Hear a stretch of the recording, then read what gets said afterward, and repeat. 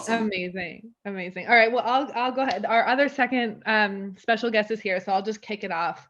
It's so nice to see all your wonderful faces. A lot of you join almost all of these workshops, and it's not lost on us. We really appreciate it. We hope you're getting a lot from these.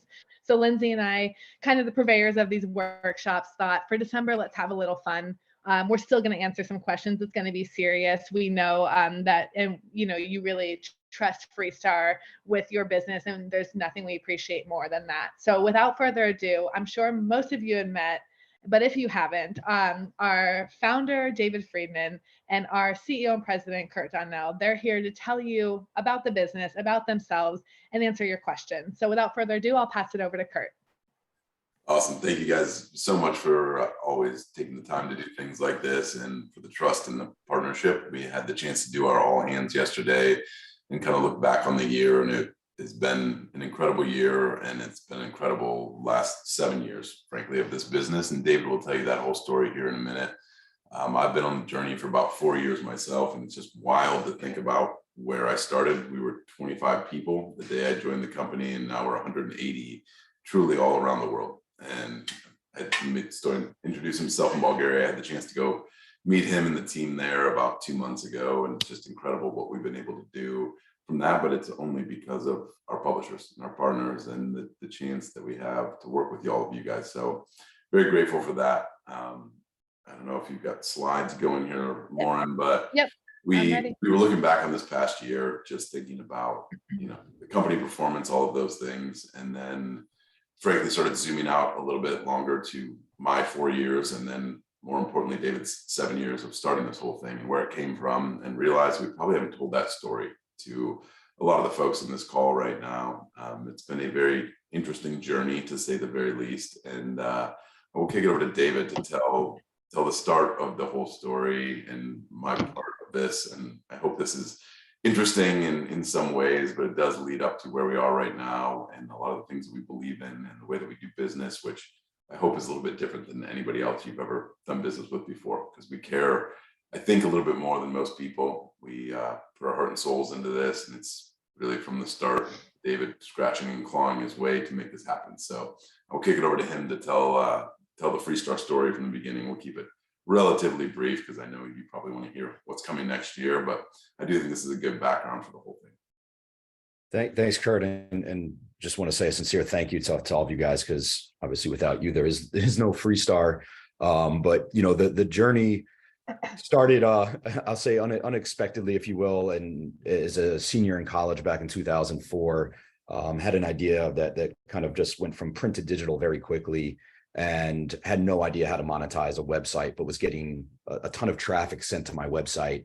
And I think, like anyone on this call can probably relate to, I got a lot of great or not so great emails, but great promises, and the overpromise, underdeliver.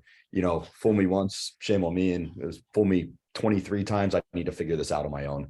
And I was tired of getting taken advantage of, and started to figure out the monetization side.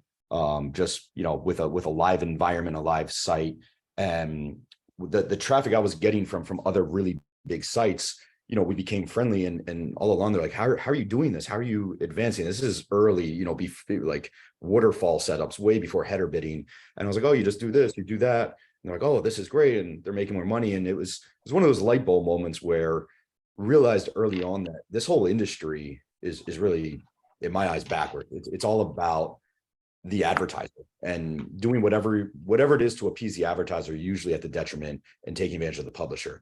And purely because most publishers are, experts at creating content, they're passionate about it. They didn't get into publishing because they love ad tech. They got into it because of being a subject matter expert or whatever passion kind of led them to this. And it kind of got me just thinking of like how frustrating it was of all the actual people, these content creators that spend their heart and soul into producing these great sites weren't really making the money that they deserved, quite frankly. And then, like any great tech entrepreneur, I went and opened a wine bar in Arizona, but I'll leave that part of the story out for now. But was always interested by the tech side of things, and discovered header bidding before it really had a name, or anyone knew what it was. And this is, going back probably 2013, 2014, and ultimately went out originally and said to literally my mother and my sister and a couple friends, that have no idea what programmatic means. I told them how this is such an exciting opportunity and said, hey, would you guys give me a few dollars and see what I can do here? And thankfully they did. And it was, not a lot of money, but enough to go buy a network of 9 websites. And the original goal was going to implement header bidding, juice the revenue on them and sell them off, kind of flip it like a real estate venture. And, I spent all the money on the sites and drove the sites completely into the ground because I am god awful at content. That is not my expertise. And, quite frankly, out of necessity of staying alive and paying them back, pivoted to the Freestar model today. So I think if you don't know that story, I might look like a genius, but it was just a pure failure and survival of the fittest, if you will, to get me to kind of where Freestar is today. And it's been a truly incredible journey, and I think flipping the industry on its head with the publisher first mission, not the advertiser first, has really been our key to success. Is being this advocate for you. I see a couple faces on here like Habib as an example. And, I whenever I've reached out to, personally or the team, we understand that you've had a million awful emails or all the overpromises, and you want to basically tell us to, go get lost, maybe go F ourselves or not so friendly terms. And, we get that. But when we see opportunity, we really try to stay persistent because we're not just cold emailing a million people with a templated approach. It's really doing our homework up front and making sure there is an opportunity there. And I'm really proud to say that I think, every business has their own way of building a business. But for me, it's always been about essentially being bootstrapped and doing it the right way. It wasn't about raising a ton of money and burning cash and making minimum guarantees and just doing things that weren't really sustainable for the long run. And, brick by brick, site by site, employee by employee, we've really built this thing from the ground up. And it's been an absolute dream of a lifetime of a ride. I've never worked harder than I am right now, and I've never had more fun, and it's never been more rewarding. And getting a chance to reflect internally with the team yesterday was pretty amazing. And kind of the testimonial video, I thank all of you that took some time to do that, because I said to the team, I could only fit about 60 squares on tiles of the employees, but I had already seen the video, and watching their passion and pride talking about how we've impacted your career, your site. They all felt so good about that. And it was just a heartwarming moment for me to know that I've got, almost 200 co-pilots in reality in this company that truly do show up and care as much as I do. So, thank you all for joining today and joining kind of the Freestar ride. We're far from perfect, and we're always looking to improve, and appreciate time like this to get some feedback from you guys. And at the end of the day, our whole product is based around what you want, what you need, and the feedback and kind of open conversations, I think, is what has made us really excel. Thanks so much, David. And thank you everybody that did do the testimonial. I see Habib on my screen right here. That was very kind of you to give a few minutes of your time to do that. It did warm the souls of our employees to get to hear from you directly. I've been sort of along the Freestar journey most of the way. I unfortunately had to fire a guy, but he ended up being, I think, employee 1 or 2 at Freestar. And I'm proud to say this. I think every single person I've had to let go in my career, I'm still friends with. And it's because we did the right thing. We talked about things. And if it wasn't working, we realized that it wasn't working for both of us. But I let him go. And then he went and worked for this guy, David, and then this other guy, Chris, the other co-founder originally of Freestar. And he came to me about 6 months into that journey. He's like, you got to meet these guys. They are so smart. They are so good. They're so interesting. And I'm like, okay, all right. So I go to meet these guys at the so-called wine bar that David happened to open. His bartender called off that night, so David's back there slinging drinks behind the bar. So I sit down with Chris. I'm like, this dude is smart. He knows what he's doing. Like, he really gets the whole thing.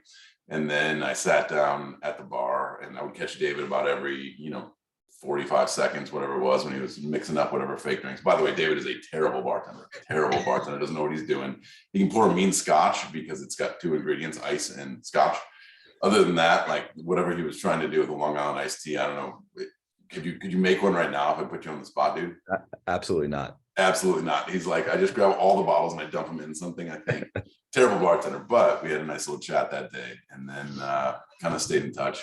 A little bit after that, I was, my career started as an M&A attorney at a large law firm, many large law firms, I guess, many, but I was a lawyer and hated every second of it. Ended up 6-7 years into it in therapy twice a week. I would not recommend being a lawyer. If anybody is staring down the LSAT here soon, don't go do that. In hindsight, you learn amazing things and you get to meet some great people and see a lot of businesses. So that was good. But went in-house at a digital media company called She Media, bought by Penske. I'm sure you guys have gotten their pitches along the way. So cut my teeth in digital media. Fired said guy, joined David, everything moves on, I'm winding down my career at She, had the chance to go join a yoga company of all things and take that public and go do a roll up of yoga studios. But then there was this Freestar opportunity kind of out there. So it was a weekend, I'm deciding, do I go do an IPO, which I kind of always wanted to do, or do I join this little sleepy, crazy startup in the desert of Freestar? I had 2 young kids at the time and realized that probably the IPO route was the way to go. So I went and did that, scratched that itch, did a roll up of yoga studios, made this national brand of yoga studios in the US. Was flying around the country, taking yoga class, convincing yoga studio owners to sell to me, which was insane for 2 years.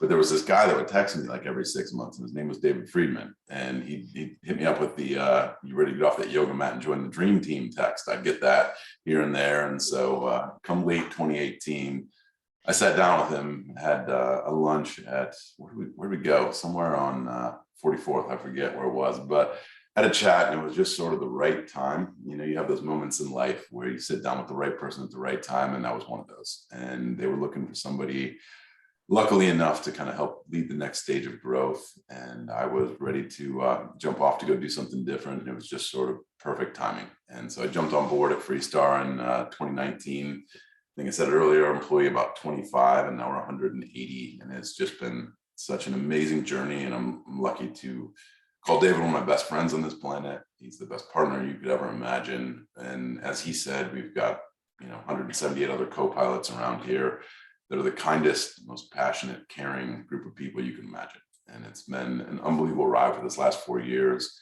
And then outside of that, we're approaching about 1,000 total publishers around the world. And I appreciate every single one of you so much. Like, we wouldn't be on this journey without each and every one of you. And it is such a joy to have the chance to sit down sometimes and share a meal or cocktail, whatever that is, with everybody, because it is sort of the fabric of what we do. So that is what brings us here today. We will chat, obviously, a little bit more here on where we've been, where we're going. But I just want to say a heartfelt thank you to, first of all, David, giving me this opportunity, the other folks at Freestar for making this the most fulfilling thing I've ever done in my life, and then all the publishers here for giving us a chance to get to do this. It's been such a treat.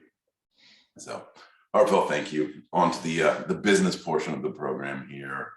It's been a crazy year. I mean, it's been a crazy few years since we've been here, but 2022 has been very much an interesting year where we had acquired a couple companies at the end of last year. We really made this a very international company when it was almost all entirely US about 15, 18 months ago. We're now 43% outside of the US, which is wild to think about, but it's true. Kicked that off with the Sortable acquisition. They were a competitor of ours for a long time. I think David would say that they were somewhat of an inspiration for him and somebody that he was trying to go chase down. And we were lucky enough to get to bring them into the fold last September. And then Triple 13 was another team that I know Matt Whaley. We've got some mistakes on the slide here. I see there's 2 Matt Wells, but Matt Whaley, the gentleman in the middle that looks like Mr. Worldwide Pitbull a little bit in that photo. He had started a company called Triple 13, but I've known him for a couple of years. And they've just built unbelievable technology. And so they joined the mix last December, and it's been such a blessing. We've been very grateful to welcome team in, but it's also helped push things forward. So Sortable had built a lot of technology on sort of the header bidding side of things that really pushed things forward. Triple 13 very much on the AMP side of things, and then on pre-bid server and some great flooring technology.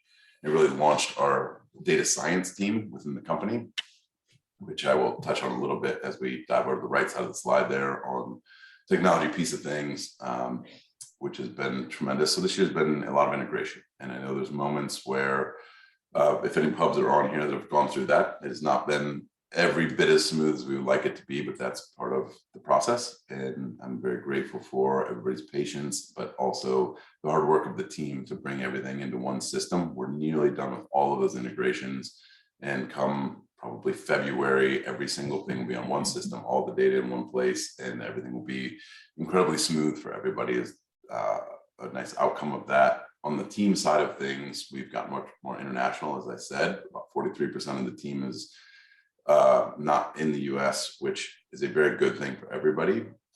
The around the clock service that we want to provide was tough to do when you're only in 3 time zones. We're thankfully in, I think, 6 or 7 time zones now, which makes it easier to work with folks to build out capabilities, particularly in EMEA. That's a spot where we've got a lot of folks right now, adding additional onboarding resources, additional customer success resources there across the board, trying to make sure that you guys have people in your time zones that can help all the time.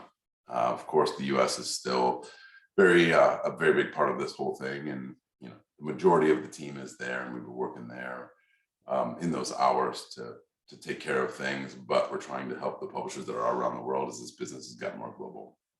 I've also made some really big hires this year. You see Matt Wells, our CFO, just came on a couple weeks ago. Not anything that necessarily impacts your business, but the checks will always be cut on time, and even quicker now. One person that will definitely impact is Dimitri. He joined us. He has a wealth of ad tech experience, and I think has worked at a company in every portion of the LUMAscape. Has been an amazing addition to the team. We'll help push things forward there. And then Matt Whaley, it says Wells down there, but the Pitbull gentleman right there was the founder of Triple 13, and is just sort of a visionary in a lot of ways and pushes the product forward so much. So wonderful things happening. Tim Glenn, you see there, and Joe. Tim has made our video business quintuple over the course of the last, I don't know, 6 months, 7 months, something, since he's been here. For those that are not running video, I can't recommend it enough. It is juicing revenue about 30 to 40% for most sites that are doing it. And then Joe on the other side has doubled our direct and PMP business in the last year. So we continue to add good talent to the team that is doing that. What you guys actually really care about is what's happening on the right side here of the slide. We continue to build so many new features, from new refresh to additional ad products to launching additional ad block recovery, all sorts of things across the board. Those are the things that our engineering team works on every single day. We've refactored our code and gotten that much slimmer. There's more to come there, certainly, but a lot of things there.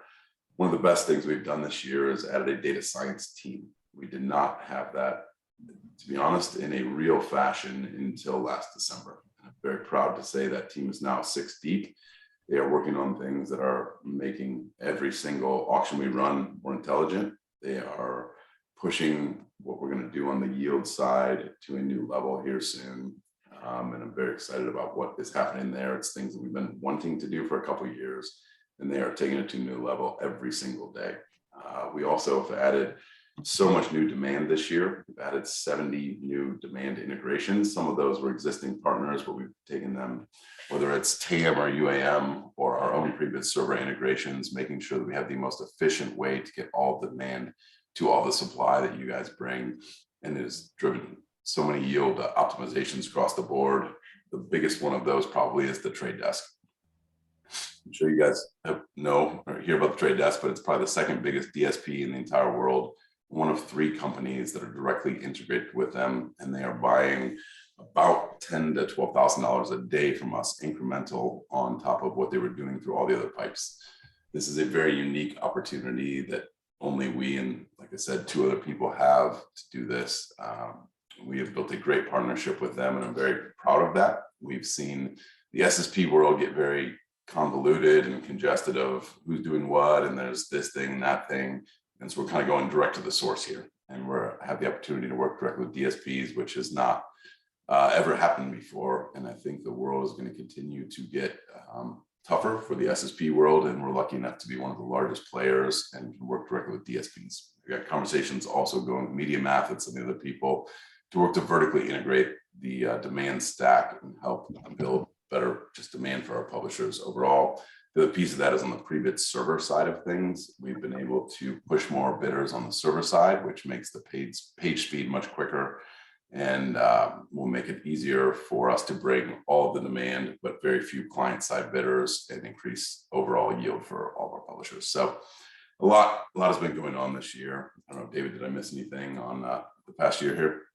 No, I just want to reemphasize on the trade desk for just about every publisher, about 50-ish, in some cases even more, 50% of your revenue is coming from the trade desk. It's just getting watered down through the SSPs taking their cut, if you will.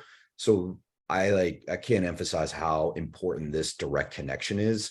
And while they're at, crossing $10,000 a day, they were at about $300 a day a few weeks ago. We expect that to hit six figures going into next year. Like it is continuing to ramp like crazy. And I think it's the future. And I also think it's going to give us almost an unfair advantage going into 2023, because you're just eliminating extra hops, and then being able to get directly connected to where those ad dollars start is insanely important, because our relationship with them, we can understand what type of information they need to be sent in the bid stream. So advertisers, right, we are appeasing them, we are making them happy, but we're not giving it away for free, if you will, and making sure that they're really truly paying top dollar. So like, out of all the things we have like coming in, a lot of great tech things, I think this is where you're going to start seeing and feeling this continue to scale going into next year, like in an unbelievable manner.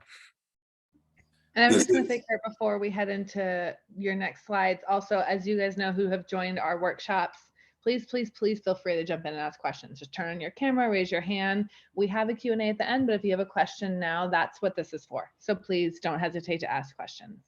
Yeah, I'm sorry. I feel like I was just speaking at you, staring at a slide. I can't see everybody's faces, so I'm like talking at a blank screen right now. It feels very awkward, and I don't enjoy it. I like seeing smiles on the other side of the screen. So there was a lot of talking, but to truly raise your hand if you've got anything. But as David said, the trade desk is a big piece of that, where we're going to go here. And I want you guys to know, and I want to thank you for the scale that we have matters. Like scale matters in anything, but it gives us a seat at the table with the biggest players on the buy side now that didn't exist. I don't know if you guys have heard of Jounce Media by any chance, but they do a big supply path optimization and all sorts of stuff. They do a lot of research around that, but they just came out with a study that put Freestar and only two of our competitors up with the biggest owned and operated media brands, the Hearsts of the world, the Merediths of the world, in terms of how the buy side sees us, because we bring such quality supply to the marketplace. We are so technologically advanced in all of those things. And that's a big thank you to all of you for being part of that. But we get the benefit of that, which is, the trade desk integrating with us, which wouldn't happen otherwise. So it's a beauty of being part of something bigger. So looking back a little bit on the spend side, it's been an odd Q4. I'm going to fully admit that. I think we've all seen the economic indicators, and every headline you read is ad spend is bad. It's going away. It's going away. It's not dead by any means, but it's been a little bit softer than we anticipated. Year over year, we had seen pretty good growth through the first 3 quarters of the year, and then Q4 has been a little flatter.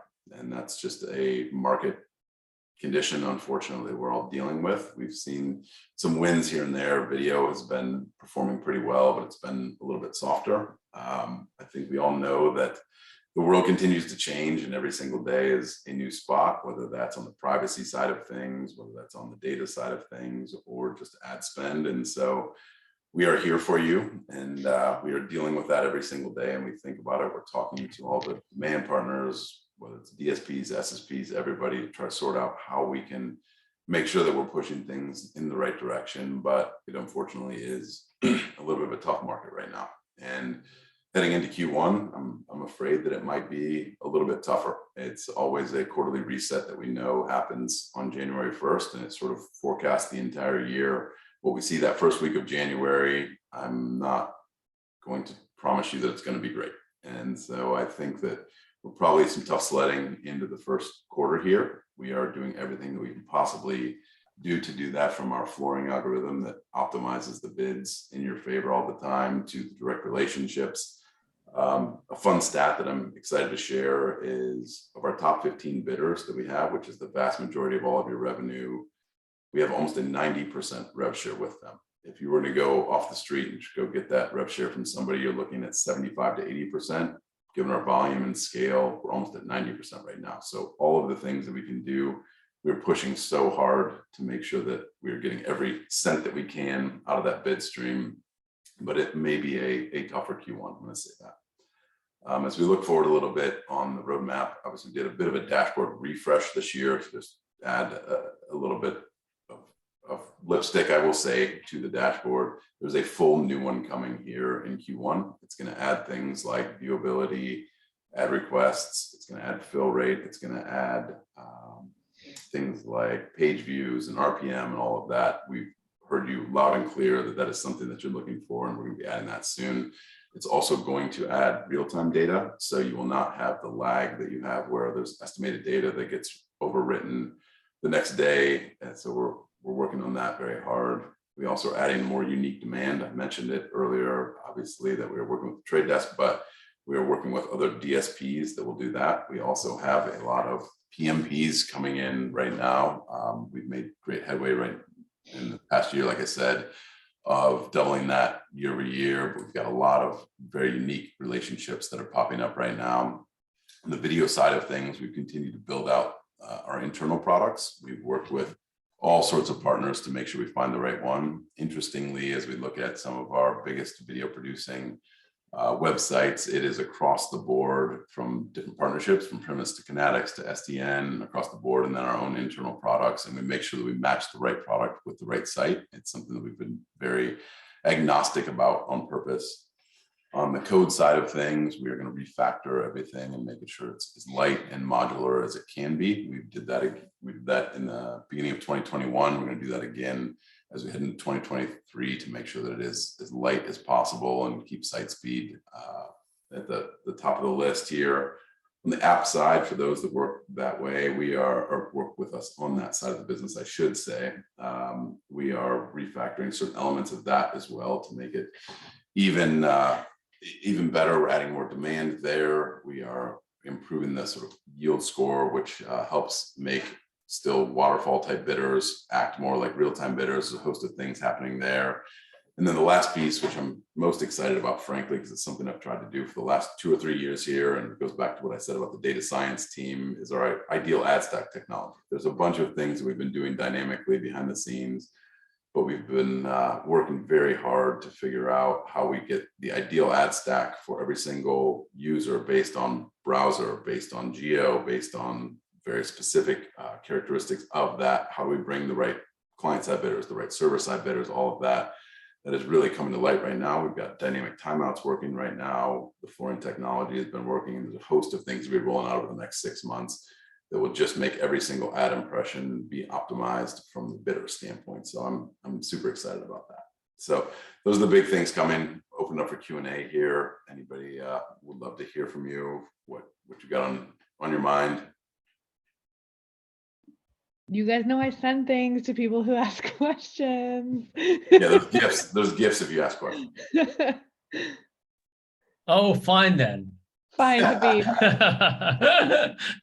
Hi everyone, I'm Habib. I run the virtual piano platform. I really enjoyed, firstly, obviously, your both of your updates, David and Kurt. And I think, Kurt, I just wanted to say earlier what you said about David and his legendary characteristics and style. I agree with them all, but I think what you didn't mention is that he's also a great golfer. So are you, obviously, I hear. Habib, let's not give him too much credit. I beat him every single time. He's beat me once. Okay. Come on, buddy. Come on. But aside from that, the video point you mentioned, I think that sounds really great. Obviously, we're experimenting at the moment with video. Yeah. And perhaps it's early, perhaps we need to make some changes. But it seems like, as you say, it's also probably this Q4, when we're seeing a little bit less than what we thought we would, but I think for sure is additional incremental revenue for us. So in that sense, we're very pleased with it. But I think what I love about obviously the Freestar and the structure and everything that you guys do is the fact that the team is always there looking after it, trying to make changes or suggest changes. And then also thanks, David, for your very kind and thoughtful suggestion of additional what was it, sound player for our pages. That was a great idea. I'm really looking forward to experimenting with that as well. So it wasn't really a question. I just wanted to say thank you, guys. He's just trying to get the gift card, folks. He just wants a gift card. It's the real answer. She's just talking to. And it's so bad that I didn't even have a coffee with me. Instead, I've got a whiskey. There we go. It's more to toast to you guys. Say, hey, great job. Thank you very much. That's me. Thank you, Beep. No, it's been a weird Q4. I mean, it has been. I think video has been strong across the board. And for those that have not done it, let's chat about it. And for those that are doing it, I want you to know that we're continually trying to optimize it. And there's a reason that we work with all the players in the industry and our own thing. I guess I didn't mention this. We have Amazon now plugged in on the video side of things, which is unique and challenging to do. Amazon is tough to get integrated, but we've done the hard work and the tough sledding to get there. And it's now a material buyer in the video world for us. And those are, I guess, just little types of things we're trying to do behind the scenes for the good of the order. It's a battle sometimes, but they are a big buyer right now. And so, yeah, another plug for video, but it can add 30-40% to your website if you're not doing it right now. Amazing. I also wanted to ask, so David, the thing you sent about the sound, where you click on play and it goes off, is that sound or is that just another medium of ad? Yeah, so this is, and to give everyone a little bit of context around this, it's a new unit that we're looking to quite frankly test pilot. We've heard some good success, but it's really much more focused around, I would say, music or entertainment type of sites where it can contextually pull in. So I'll use virtual piano as an example. If you're playing Mozart, it can pull in kind of like Mozart, like Amazon or Apple Music, contextually pull in that artist, and then it links into their music within each of their stores, and it's an affiliate program to then drive conversions to sign up for them. So this isn't something by any means we've rolled out honestly anywhere. We've heard good things. We've done kind of some research, and now we're looking to kind of have a couple test guinea pigs, quite frankly, and make sure that it does work. But yeah, something we can obviously discuss a little bit more as well, probably offline, because it's probably not as relevant to everyone on this call. But I think it gives you a little bit of an idea too, where we're always looking to explore not just a one size fits all solution too, right? There's certain products that might work for finance or for e-com or entertainment or sports. And I think that's been part of that. We'll go back to video. We've unlocked a great partnership for really sports specific sites where we can pull in highlights that is licensed from all the individual leagues. So we're always on the lookout of how do we continue to add value for any and all the sites. And some things are holistic, like a dynamic price floor algorithm. And then some things are going to be a little bit more specialized for certain verticals. I will say too, if you guys get a pitch from somebody that sounds very interesting, please pass it our way. We'll go do the diligence on it and figure out, is this something that's real and scalable? We think we do a very good job of sussing out all the potential demand, but there's certainly things that pop up every single day, and particularly around the world. Just let us know. We've got a team that works on every single element of the demand side. I think I saw a question. Yeah, I was gonna say, you saw the question in the chat, Kurt. It was regarding the Dash. Just wondering what some of the features will be. Yeah, absolutely. So like I said, we did a little refresh this year, some lipstick, and made some things look a little bit better. What we're going to see here come out in Q1 is a full new dashboard. It's going to have all the existing metrics, but it'll add viewability, ad requests, fill rate, RPM, page views, sessions, a host of other things that have not been in there historically. It also will make it more real time, like I said, where Right now, we do all the data ingest, and we still will continue to do that, of course, but we ingest all the data from all the demand sources and then repopulate, we estimate and then repopulate. What we're going to do is use some of the bid stream data to make that much more real time for you guys. You'll see that throughout the day and you won't see the fluctuations that you've had in the past. So there'll be a lot of new metrics and then just frankly better, not better data, because the data is very real right now, but it was not real time. And that's what we're going to change a little bit to make that easier. And we've heard your feedback loud and clear on that. There's a lot of things that are available right now on the dashboard, but they're in the advanced analytics where you have to go build your own reports. We're going to make some of that a little more accessible as well. Good question there. I just want to announce too, Lindsay and I have our next workshop scheduled. So you're hearing it here first. It's that SEO trends for 2023. We did it in 2022. Lindsay will be leading the way. I do want to introduce Trish, who is on the call here. She just joined our audience development team. I don't know, Trish, if you want to like wave. I'm not sure who can see who. So there's Trish. She's it is hard to tell that here. I'm on as well. Yeah, it's like odd because there's 4 slides for me. Anyways, she'll probably be on that call as well. So that's SEO Trends, January 11th. Save the date, but we will be sending out communications to you before January. So I don't know. That's all from me. If anyone else has any questions, Kurt, you can go ahead and wrap it up. Yeah. Any other questions from anyone? Like Lauren said, she will pay you for questions. Yeah, I've been known. Awesome. No, just want to say thanks. As always, it's been another wild year in Freestar land, and it's all because of you guys. Like, we wouldn't have the chance to get to run this business and have as much fun as we do if it wasn't for our incredible partners. And I think about it as a partnership. I really don't think this is a client-vendor relationship. We believe, and I hope you feel the same way, that this is part of the same team. We're all pushing together. We sit on the same side of the table. We only win when you guys win, and I'm so grateful to have the chance to do this. I'm so grateful to see all the Freestar folks on this call right now that didn't need to be here too, because they care, and they care that much about what we're doing, and they care that much about what you're doing. And I'm just grateful for it. I hope everybody has a tremendous holiday season. Our doors are always open, as it says.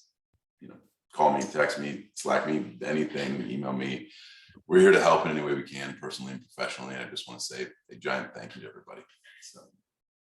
Can I just, sorry. I was just going to say, because we have a few minutes. Oh, sorry. Who was speaking? Go ahead. Yeah, I was looking for hand gestures. I don't know how to do them. My name is Marina Shepherd. I run a boxing website. And I didn't really have a question. I just wanted to say to Kurt, while you're there, I've got 2 people looking after me. One's called Stephanie Hamid, she's in Canada, and the other one's called Ruslan Krastev, and he's in Bulgaria. Yes. And they are fabulous. So I want you to know I'm happy with my team, and wanted to mention that. It warms my soul to hear that. It's a technology business, but the day I came here, the one thing that David had a co-founder in this business. There's a portion of the story we don't necessarily talk about a ton, but he had a co-founder in this business, and I'm not going to talk poorly of him, but he believed that you could just engineer your way out of every problem, and you didn't have to have humans involved. And when I showed up, David is about the most human I've ever met my entire life. He loves people, he loves relationships, he loves a good high five and a good time, and a round of golf where he loses sometimes to me.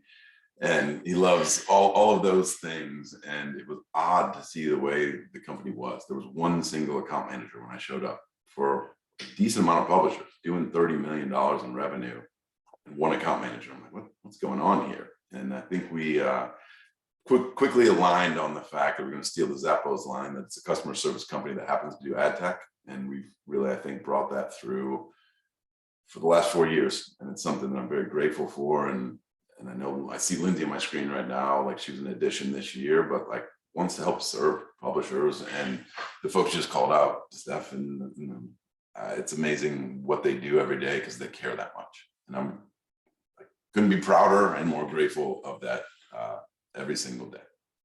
David, you're going to say something?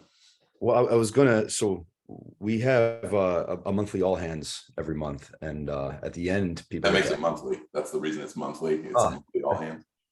And that's why you're our CEO. You're brilliant. But it's an open forum for people to ask the executive team any question that they want from exit strategy, tech.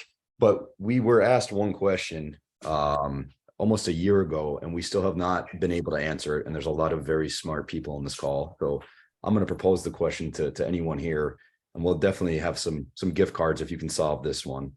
And it's the question is a hot dog a sandwich?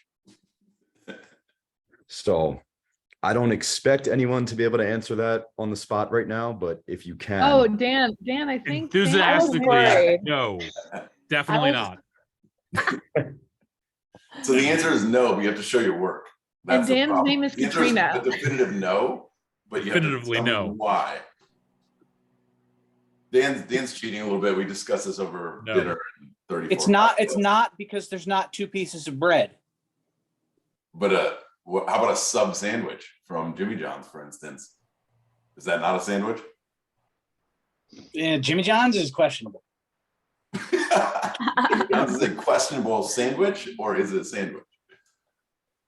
Questionable taste. I'm No, gonna it's say fair, it's the that's a best. fair call. It's a fair call. It's the best sandwich. My favorite line is, if your meat can roll away, it's not a sandwich. But that was Untrue. proved false. It was proved false, but funny sentence. A meatball sub is definitely still a sandwich. Tricky Meat can roll question. away. Kurt, we might start sending your musings to the pubs. You think so? Okay. Yeah. Yeah, I think they have to see these. Kurt But wrote there is a entire- correct answer here. Does anybody know the correct answer? I think I solved the problem. It is not a sandwich. We all know it's not a sandwich. It's verticality. Could you imagine anybody eating even a sub sandwich, right? It's got a split bun, the whole bit, but taking a sub sandwich straight to the face? It's a terrifying thought. Terrifying. Wow. You'd send them straight to an insane asylum if that happened. You can't do that. A hot dog is the only thing, meat, bread, but you take it vertically. I think that is the defining factor that makes a hot dog stand in its own class. But some people eat tacos horizontally, so does that make a taco a sandwich? It's a tortilla. It's not bread. It's a different situation altogether. Whole different I class. said the same of- thing, Seth. I said the food. same thing. I've done research on this with very smart people. I've done it on the internet, and there's a question: is a hot dog a taco? And I'm gonna just toss that out as a ridiculous claim. There's no tortilla. Can you imagine eating a hot dog in a tortilla? I mean, maybe in college after a long night, but I mean, not. You're never having a hot dog in a tortilla. That's insane. No chance. Kurt, Prime wants to know what you think about the euro. What are your thoughts on the euro? That's a bread, you That's know. bread with a meat Yeah. and a lot of veggies and everything, but I don't think you eat it. You don't It's a go. pita. You don't You go eat it euro vertically. like you don't go vertical. Like that's insane. You couldn't take a euro like an entire. No, you can't take a pita to the face. That's insane, dude. No way. Anyone? The only thing I have to admit this, like I had thought that a verticality fixed this whole problem. A lobster roll. What do you do about a lobster roll? Yeah, that's a problem. So we've gone a bit off track here. And any of the real questions? Thank you, David, for that little interjection of love and fun. But That's all I got. all right, good.